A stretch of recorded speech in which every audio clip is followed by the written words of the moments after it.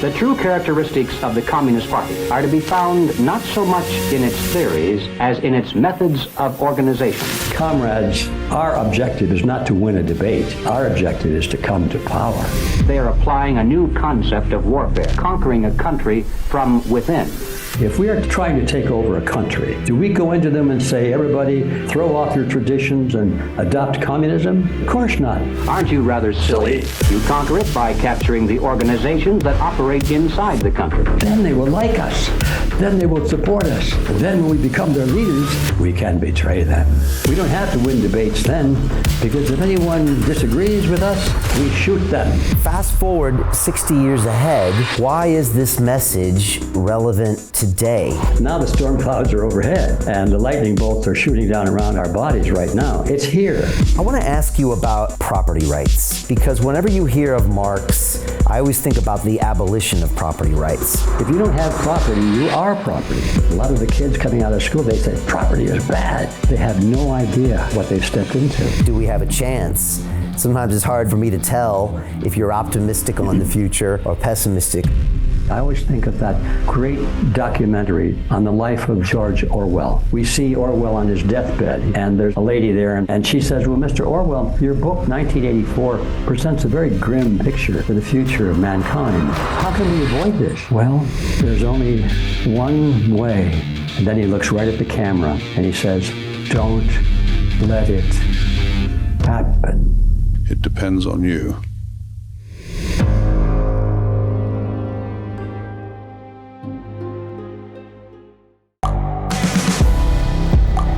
The world is changing. Inspiration is everywhere. It has never been so easy to connect, share, and bring people together.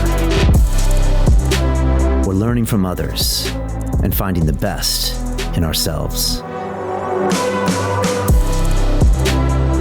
Challenging our beliefs.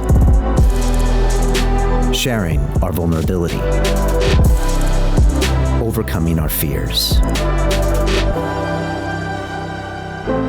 Transforming ourselves so we can transform the world. How far can we go? This is London Real. I am Brian Rose. My guest today is...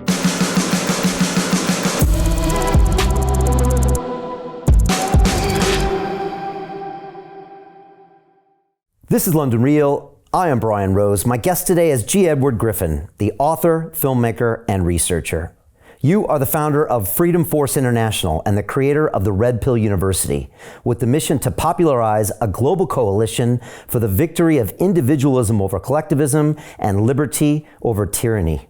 You've written a number of best-selling books, including The Creature from Jekyll Island, which looks at the secret formation of the Federal Reserve and inspired a number of leading thinkers, including our friend Robert Kiyosaki. You were a central figure in the recently released documentary film Plandemic 3, The Great Awakening, where you discussed how communism is taking over America in a war to control the minds of the people.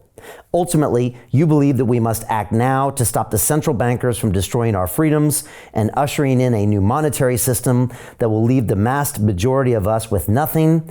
Ed, welcome to London Real.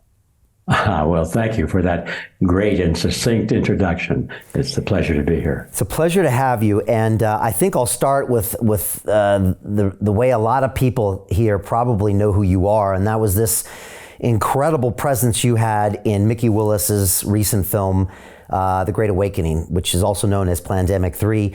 We've actually had Mickey on the show, and Dr. Martin and Dell.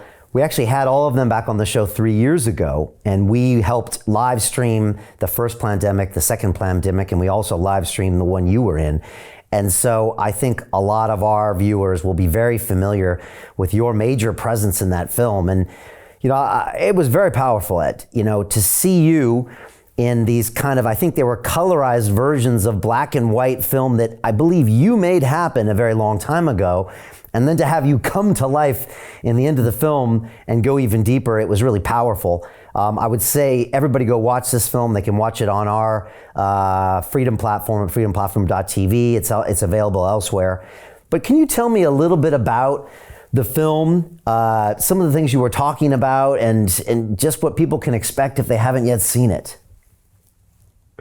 Well, you're talking about the recent film, but not the old ones. Yeah, well, maybe both, because a lot of those old ones yeah. are featured, you know. Yeah, I think to understand the current one, you have to understand those old ones, because that's really my origin. That's my roots. I caught fire.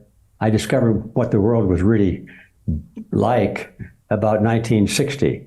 Just a young guy, and I was in the corporate world.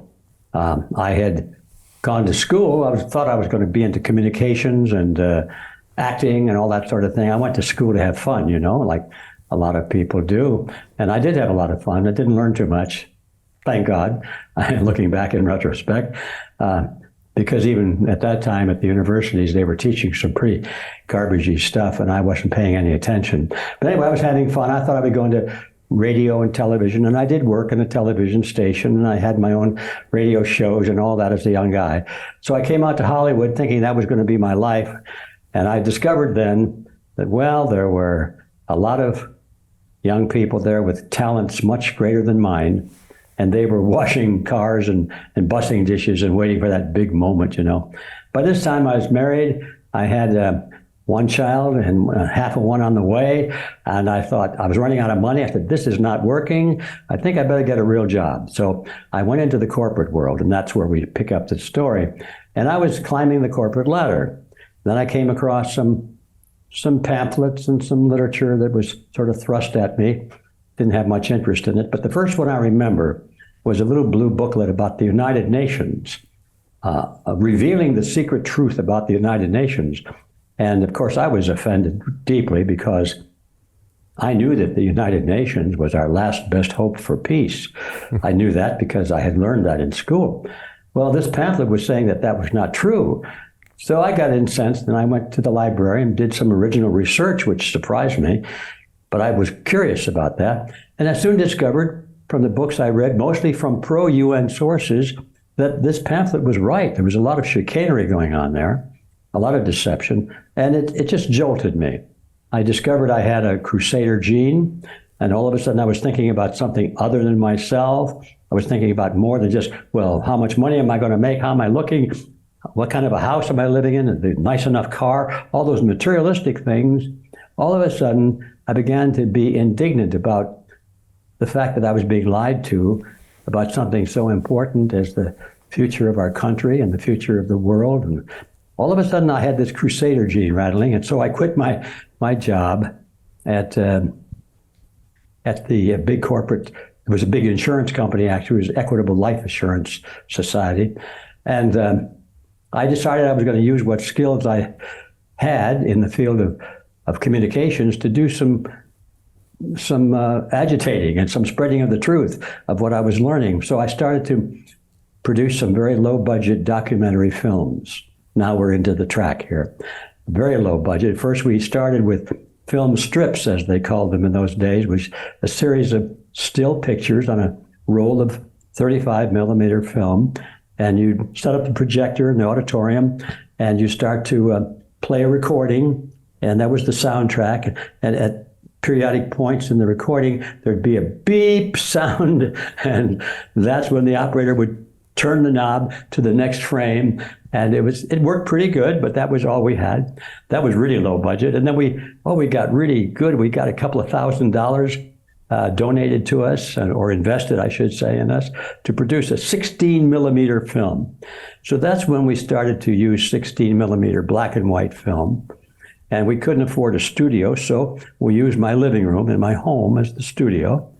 And it's a very small living room, but it looks pretty big in the video. We moved most of the furniture out and brought in some chairs where people could sit. We had our own little real audience there. Some of my family, some of my neighbors, some of my friends, some strangers we didn't know about. And so that's what we did. We recorded my presentation sitting on a bar stool in my living room before a group of about maybe 22 people, 25 people. And we plunged into some pretty deep stuff. And that's how it all started. And I made it a beginning with that. These films were cumbersome. They came in cases, and if you had a 90-minute film presentation, it usually required 2 rolls of film, And that had to be developed, and it was expensive. And by that I mean in those days, I think we sold those for about $350, which is a huge amount of money. So obviously we didn't sell a lot of them, but we sold enough to make our money back and produce another film, which is how this whole thing started. So I talked about, in those days, I talked about the grand design, which was the communist revolution. Well, the grand design, really, I got that backwards, was about our foreign policy. And the one about communist revolution was called More Deadly Than War. And I did some things like that, and they were all in black and white. And naturally, most people were not interested in what I was saying. It really, I don't think it had too much to do with my inability to capture their attention. It's just that in those days, things were good.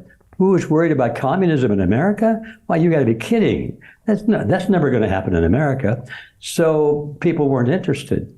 And I could see that the strategy that I had learned about was under play already. A little backstory on that might be of interest to your viewers. Is when I first started to become interested in these issues, I had a lot to learn. I sort of fell into the pattern that most people at that time were in who were concerned of these issues. And that pattern was to be concerned about communism.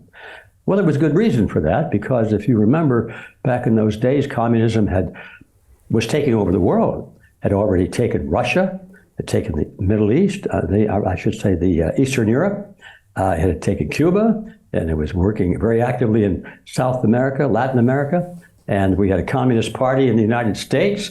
So all of a sudden you think, my gosh, well, these guys are serious. They're planning on taking over the world. So I became very concerned and interested in communism. What's this all about? I didn't understand it. So I decided I would go down to the communist bookstore in Los Angeles. It was called the People's Bookshop down at Larchmont Street. And for all I know, it's still there. I don't know, but it was there then, and it had a strange group of people in there. Some looked fairly normal, but a lot of them were more of the hippie types, and the young comrades were in there volunteering their services. So I walked in. Of course, I've got my business suit on. I got my sideburns and the narrow tie. I'm strictly from the corporate world, and I felt really out of place in that bookstore, but they welcomed me. They tried to recruit me into the party. They invited me to some study groups, I think they called them. They were recruiting funnels. And so I wanted to learn about communism. I really did. So I bought a lot of books. In fact, I think I bought all of them. I still have them in my library. And I actually read them.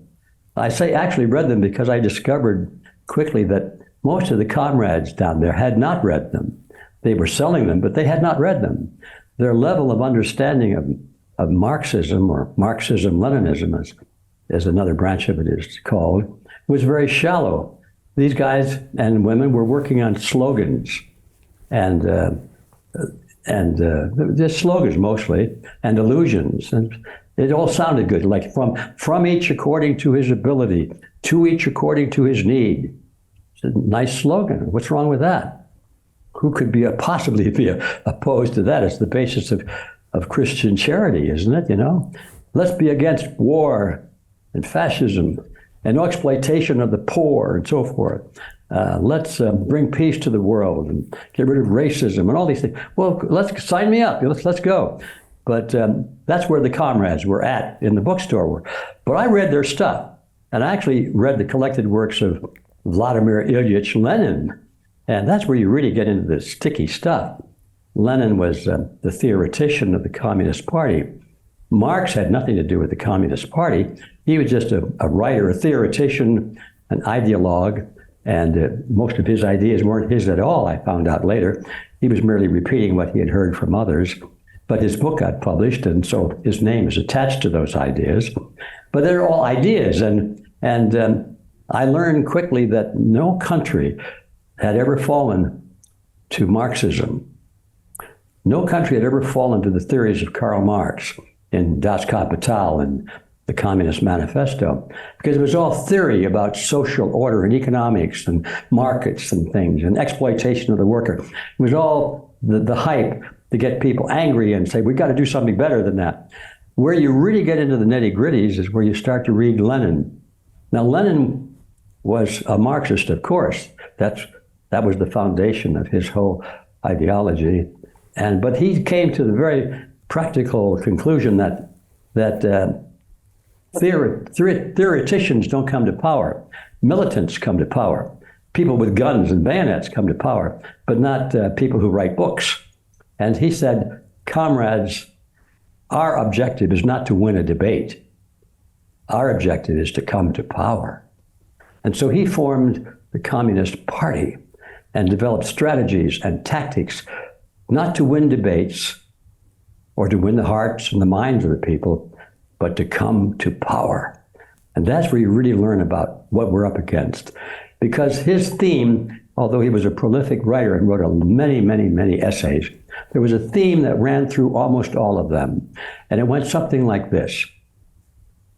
He would say, comrades, if we are trying to take over a country, and the country has a strong tradition of the culture that's different from ours, and they're strongly nationalistic, and they like their traditions, do we go into them and say, everybody, let's become internationalists and throw off your traditions and adopt communism? And he said, of course not. Don't be silly. Why, they would never do that. So what we must do is go in and say, we love these traditions. We are nationalists. We hate communists. We are anti-communists. We want to fight against communism. He said, then they will like us. Then they will support us. Then they will follow us. They will make us their leaders. And then when we become their leaders, we can betray them. And then he said, we don't have to win debates then, because if anyone disagrees with us, we shoot them. Now that in a nutshell is Lenin. And if people don't understand that, they don't understand what they're up against, because that's what the world really is being driven by. It's not communism or Marxism or socialism. It's being driven by Leninism, which is coming to power by any means whatsoever. So that's what I did. Brian, I got into all of that stuff. And you asked me, how did that happen? And just sort of one step after the other, just exploring and learning. And each step I took, and at every level of enlightenment that I was able to achieve, I became more enraged, more alarmed, more determined to get the word out about it. And it's just the pattern of my life ever since then. It's been pretty much the same, except for the fact that in those days, I had no idea how deep and how huge this topic was. Each time I learned something, I think, well, now I got it. And then I discover a month later, well, no, that was just the beginning. There's something else to learn. And that process is still going on. Wow. And well, go ahead. I think that's enough. That probably answers your question. No, that was fantastic. So first of all, I have a soft spot for independent media because 12 years ago I started this program. And at the time I had YouTube, which I've struggled with for censorship recently, but we'll talk about that later. But the fact that you were able to create your own media, back in the 60s, by any means necessary with these various tools and using your living room and, barely scraping by to get the money to do it. I mean, I find that really inspiring. And obviously a lot of that was used in the Great Awakening. Fast forward 60 years ahead, why is this message relevant today? Because it clearly is, because it was a big part of that film. Why do people need to know about this today, especially in America? Well, I think that's almost self-evident that what I was talking about back in the 60s was more in terms of, hey, everybody, if we don't stop this process, something really bad is going to happen in the future. Look over there. Don't you see those storm clouds on the horizon over there? They could come here. So that was then, and that's why most people weren't interested, because now those storm clouds are little ones and they're way away. They're not going to come over here. So now, why is it relevant today is because now the storm clouds are overhead and the lightning bolts are shooting down around our bodies right now. It's here. So nobody can be so complacent anymore. And I seldom hear people say, well, that could never happen here in America, because it is happening. And it's pretty clear that we're coming to the final stages.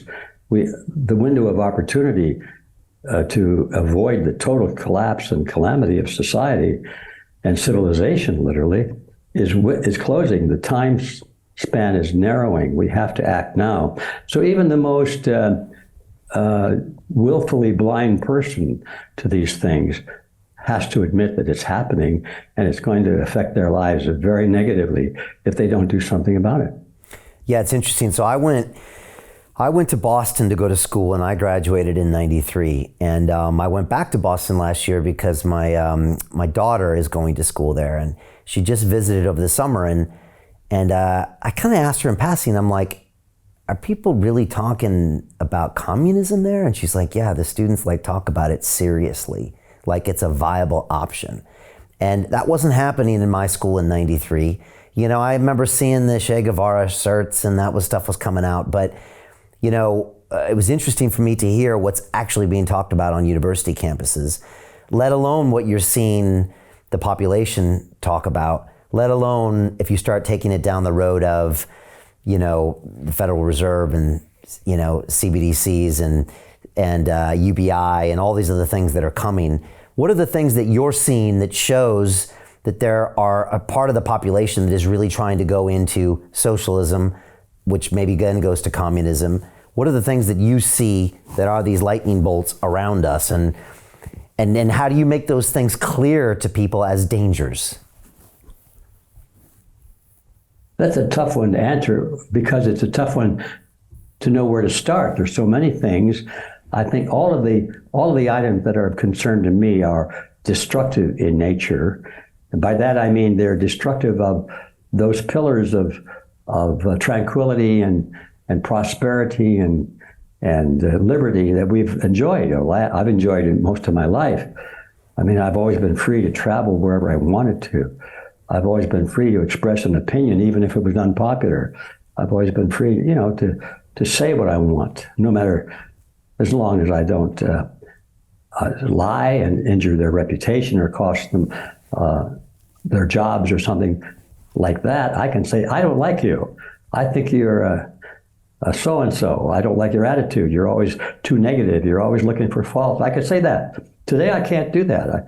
Somebody will say, well, you hurt my feelings, and I can go to prison. So that kind of thing, it wakes you up when you're used to having this thing called liberty and living in a system of freedom, and you see all these liberties and freedoms being taken away one by one, and with the approval of everyone. Everybody says, well, yeah, we don't like that, but it's necessary, for the greater good. It's necessary for society.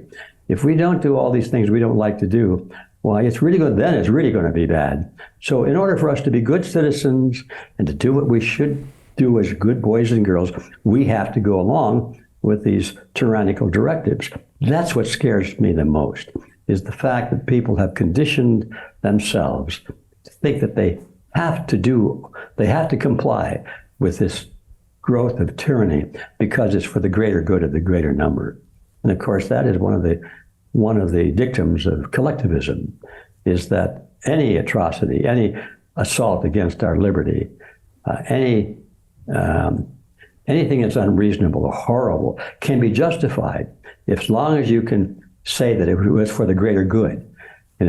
We can have false attacks on Pearl Harbor, which we did, and then we explained it to the people. Well, that was an act of statesmanship that President Roosevelt did to get us into the war, because if we had waited any longer, then the casualties of war would have been greater.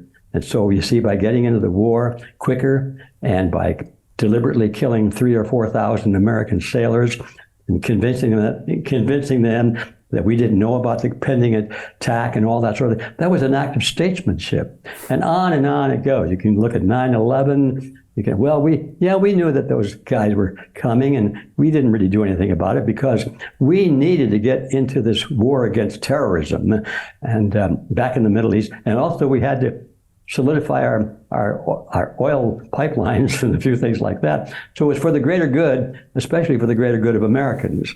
So to answer your question, I think the most alarming thing to me is that not all of these negative things that are happening, but that they're happening with so little pushback and so little concern on the part of the people that it's affecting.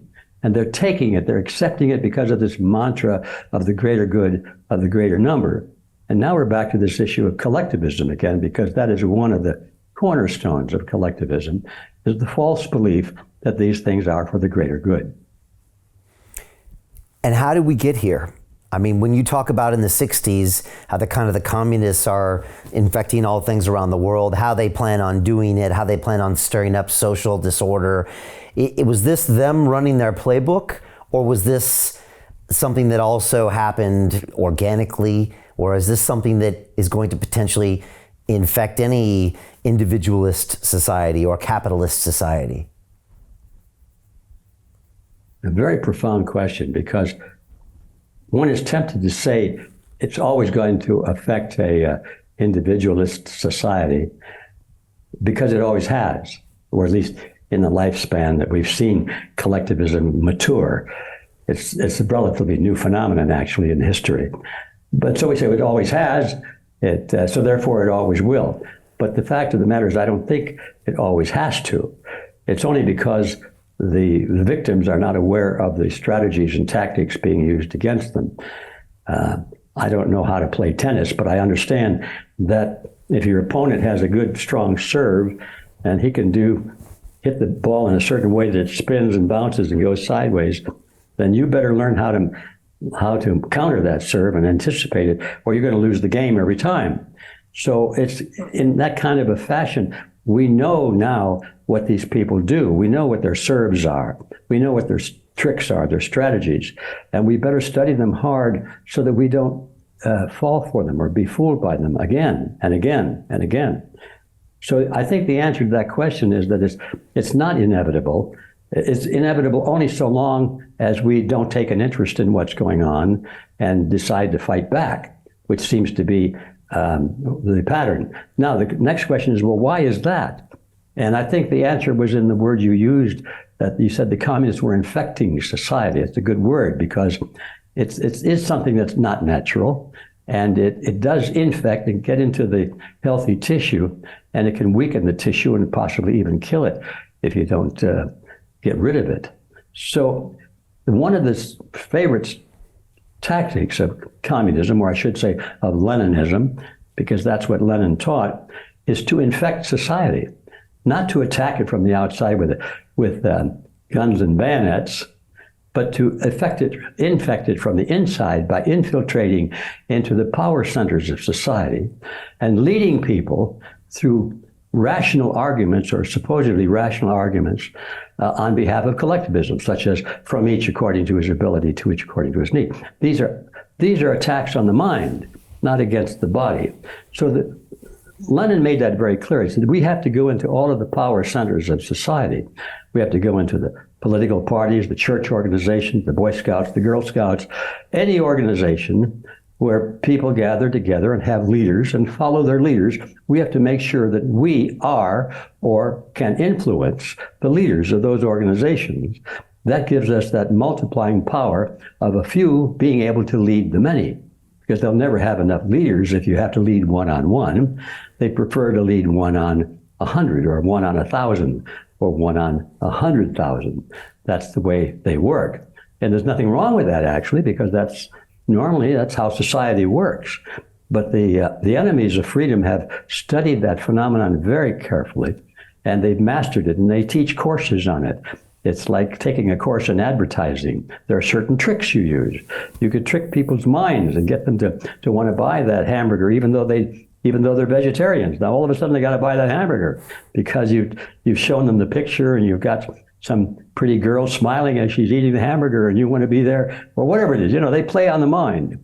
And so that's how the communists and others, not just the communists, but others, are able to what's the word I'm looking for, amplify their effect, not one-on-one, but one against 10 or one against 1,000, by controlling the power centers and the groups to which people belong. There's one other aspect that comes to mind. I think I'd like to jump the track to it before I forget it, because I think it's very important, Brian. Back in that day, we were properly concerned about communism. But I wasn't yet aware of this thing called collectivism. To me, it was we had America, we had Russia, we had China, we had different countries, and we had freedom, we had tyranny, and we had communism, we had Americanism, and that was it. Labels were good enough. I didn't realize until when I got into the study of communism, and I had immersed myself in all the socialist and Leninist literature, and then branched out and decided to look at Adolf Hitler's stuff. I read Mein Kampf, and then I started to read Mussolini's stuff, and all of the literature that came from the most prominent tyrants of the time. And I discovered that although they appeared on the surface to be opponents to each other, such as the Nazis fighting to the death against the communists in World War II, to the death. I mean, millions of people lost their lives in the fight between communism and fascism, Nazism. So we get the impression that those are opposites, all right? But they're not opposites, I discovered. Everything they believe, everything that Hitler wrote was in the Communist Manifesto, all of it. In fact, Hitler formed the National Socialist Party. That's what Nazi stands for, National Socialist Party. Hitler was a socialist, not a Nazi. He was a socialist, and he was proud of it. But he fought against the other socialists in Russia. Why? Because they disagreed on principle? No. Why did they fight? Over territory. Right. Power. Power. Who was going to be the top dog? That's all they were fighting for. And once I got that picture, all of a sudden, everything changed. Then I began to look more objectively around me, and I discovered pretty late in the game, unfortunately, that while we were fighting communism and concerned about that, we were accidentally or unknowingly creating the same thing in America. In the name of fighting communism, we were creating something just the same under the general concept of, well, if you're going to fight a dictatorship, you have to be a dictatorship, because dictators can move quickly without having to worry about constitutions. So if we want to be victorious against the dictator, we have to be a dictator too, so we can move as quickly. It was that kind of thinking. I thought, oh my gosh, and I was part of that. I thought that since communism was on the left, and Nazism or fascism was on the right, if you wanted to be against communism, you had to be on the right, because communism was on the left. And if you're on the right, well, that makes you a Nazi or a fascist, right? Wow, wait a minute. Is there no other choice? They didn't want us to have any other choice. Right. So no matter which side we were on, we were just on two wings on the same ugly bird called collectivism. It's all the same. And so once I got that idea, I could see that collectivism, or another name for communism, was being built in America in the name of fighting communism. And that changed my life. And that's become my driving motive ever since, is to get this one fact clearly understood by the populations of the world, because if they don't understand it, they're going to be stuck between choosing one or the other, thinking they have chosen opposites, but instead they've chosen exactly the same thing. If they think that Democrats and Republicans are against each other, just take a look at their voting history over the past 100 years. No matter who's in office, nothing really changes. And once you get that picture, your whole worldview changes. It's so powerful what you just said.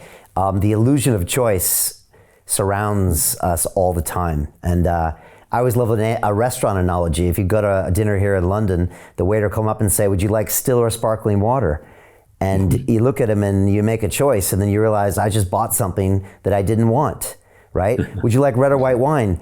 It's like, well, actually, I'm not gonna drink, thank you very much. And so, and I just had a flashback after 9/11, they put all of the sweeping surveillance through with the CIA in the name of collectivism, right? So we gave up all of our individual rights to fight terrorism, or to fight this, and then again we've now just become just like them, like you said, just exactly. So how can we fight terrorism?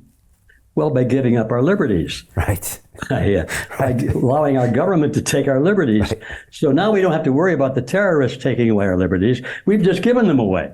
Exactly. To our own government. And since it's our own government, well, that's different, you see. Right. But that's how it works. And supposedly the terrorists are attacking us because of our liberties, right? They don't like our liberties, or they don't like... Oh, they don't care about our liberties. Yeah, you're right. In fact, they love our liberties. They want to have those liberties, but they don't want us to have them. Right. It's a power grab. That's really powerful, what you just said. And I think a lot of people are resonating with it. You know, Ed, I always part of my brain used to always think, yeah, what is the difference? What is a fascist? I was thinking, like, what is a fascist versus a communist? And I could never really figure it out. And like you said, National Socialist Party for Hitler, all this stuff is really clicking. I want to ask you about property rights, because whenever you hear of Marx, I always think about the abolition of property rights. When I think about freedom, I always associate with property rights, being able to own something. And I've gone deep on freedom of speech in the last few years, and also with a lot of the digital assets like Bitcoin, et cetera, people that can actually own something that a lot of times means that you can keep your freedoms. And if you can defend that property, sometimes with the right to bear arms, you can also keep those freedoms. How important is property ownership when it comes to this individualism versus collectivism argument? Well, it's very, very important. And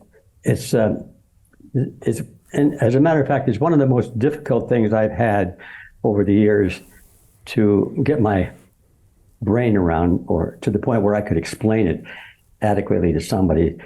It's one of those things that you say, oh, I get it, I understand it now, and then it's gone. Oh, wait, where was I again? And go back and correct. And the reason it's so subtle is because it's not clear as to what ownership means. And until that word is sort of cleared up, then it's hard to come up with an answer to this question. So let's start with that. What is ownership? It's very simple. It has different definitions in different dictionaries, but they all boil down to one thing. Ownership is the legal right to have access and control to something tangible. They call that property. The legal right. Now, what does that mean, the legal right? Well, that means, if you want to strip it down to its fundamental, the right that is approved by the culture within which you live. And it's not all the same around the world. So we may say that our concept of property is better than somebody else's. And here in America, and most of North America, the idea of private ownership of property is well accepted as part of our culture. And it's one of the reasons I believe that we've always had in the past a high level of liberty, is because part of the property we need to be free is to be self-sustaining, to provide our own food, to take care of ourselves, and not be dependent on the state. Because if we ever get to the point where we have to depend on the state for our food and shelter and healthcare and everything, well, then we have to be subservient to the state.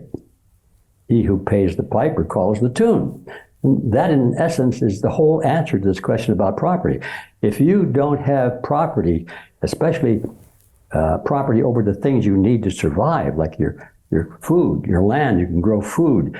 You have property over your money, and so you can buy things. You have a house to live in or a place to live. If you don't have any of those things, then if you don't have property, you are property.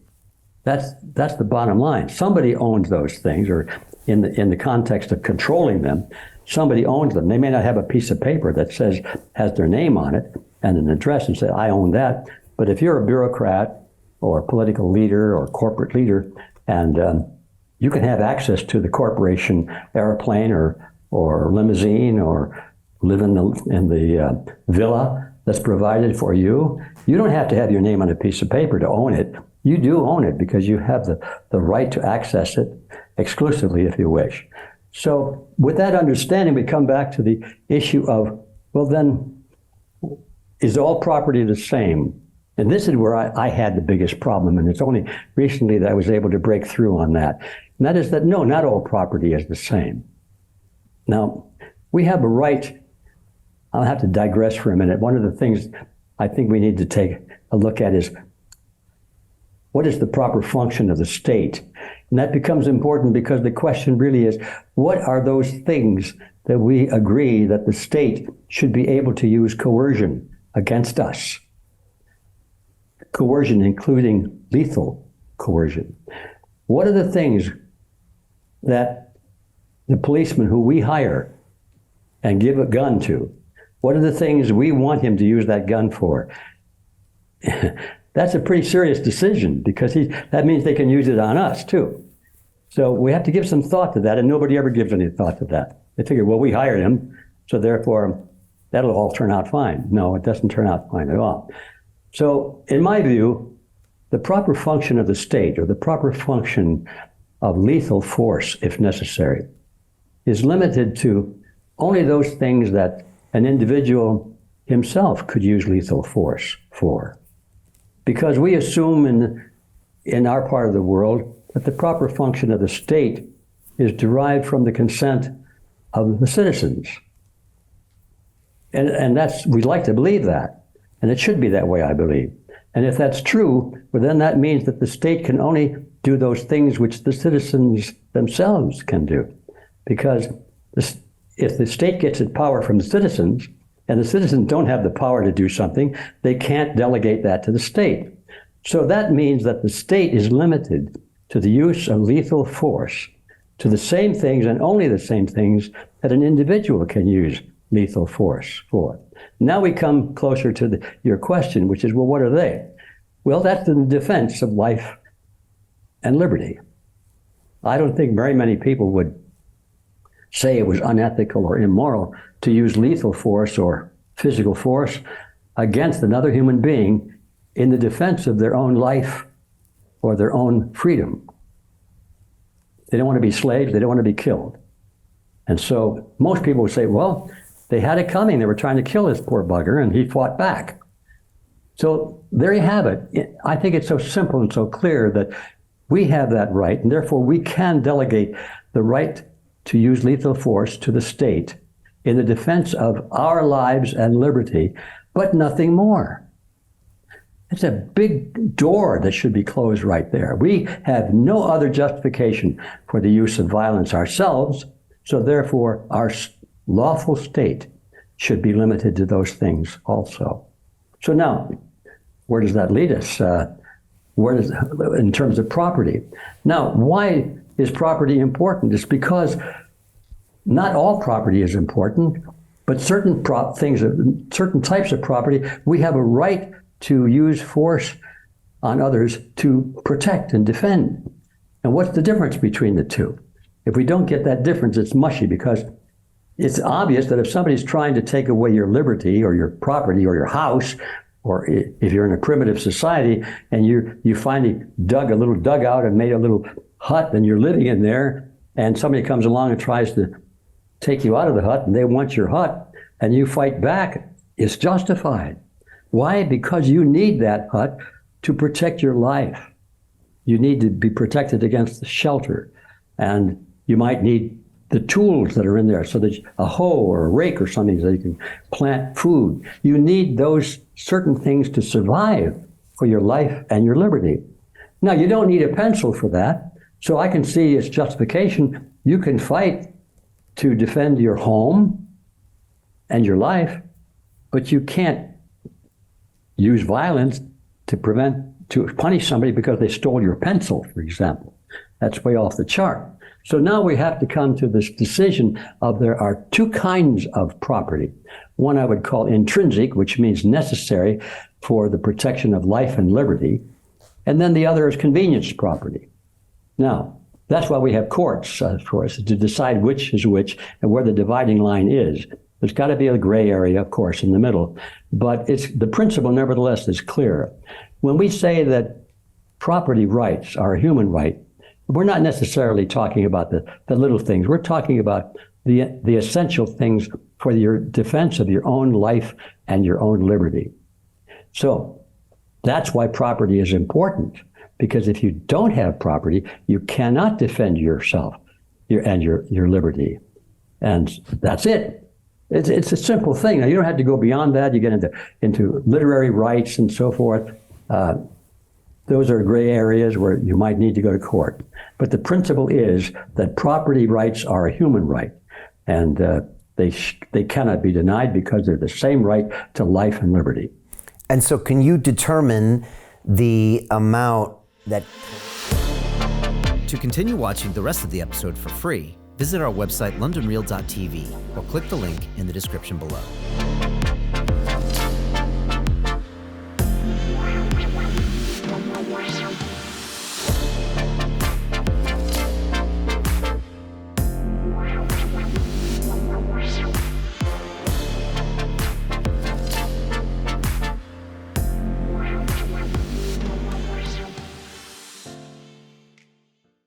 So Jim Rickards has just recorded a video that's not available to anyone in the public, and he's going to be talking about how this upcoming recession is going to be fast, it's going to be bloody, it's going to be nasty. But at the same time, he's going to show you how you can position yourself to profit from all of this chaos.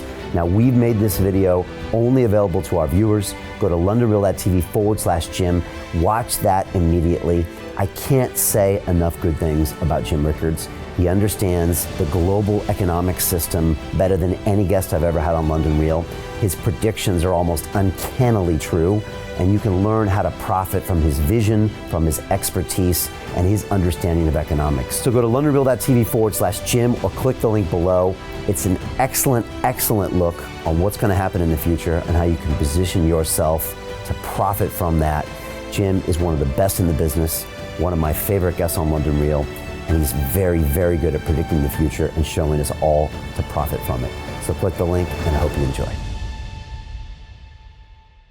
Hey, it's Brian Rose, founder of the DeFi Academy. I've told you my 4-week crypto bootcamp is amazing, but don't take my word for it. This is what my students are saying. The DeFi Academy was an amazing experience for me. It took me totally out of my comfort zone. In this course, I was challenged, I was held accountable, and pushed to do things that honestly weren't always easy. It's been phenomenal, and I can't believe we're already up on our 4 weeks. It has flown by. Going through this DeFi accelerator by far was one of the best courses I've taken. You do this course, you really get into the nitty-gritty of the activities that will make you comfortable with decentralized finance.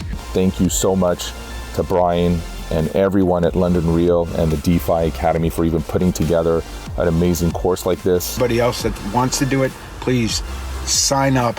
It is well worth the money.